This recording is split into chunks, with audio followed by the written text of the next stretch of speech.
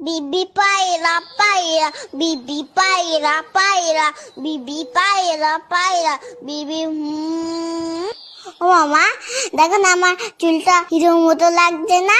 হ্যাঁ তো, তবে বাবান চুলটা আর একটু কাটিয়ে নিয়ে আসি চল, তাহলে পারফেক্ট হিরো লাগবে।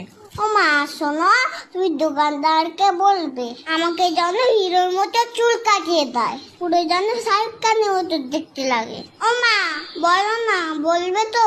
বলবে না তো? উফ, চুপ কেন করে রয়েছো, কথা কেন বলছো না? হ্যাঁ হ্যাঁ রে বাবা, দোকানদারকে বলবো তোকে শাহরুখ খানের মতনই চুল কাটিয়ে দেবে। ওকে। কি বৌদি, কেমন আছেন? খবর সব ভালো তো? হ্যাঁ দাদা ভালো। আরে বাবান, কেমন আছো? হ্যাঁ ভালো আছি, তবে আমার কিন্তু হিরোর মতো চুল কেটে দিতে হবে। তুমি পারবে তো? আগে বলো, নয়তো তোমার কাছে কাটবো না। সব রকম কাটতে পারি আমি, তুমি এখানে এসে বসো। আমাকে একটু উঁচু করে দাও, আমি তো মুখটাই দেখতে পাচ্ছি না। হ্যাঁ তাই তো, তুমি নামো, আমি উঁচু করে দিচ্ছি। দেখো আবার যেন সব চুল কেটে দিও না।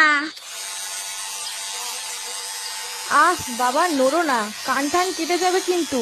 ও দাদা, একেবারে মুড়ো করে কেটে দেবেন। হ্যাঁ হ্যাঁ, বুঝেছি বুঝেছি।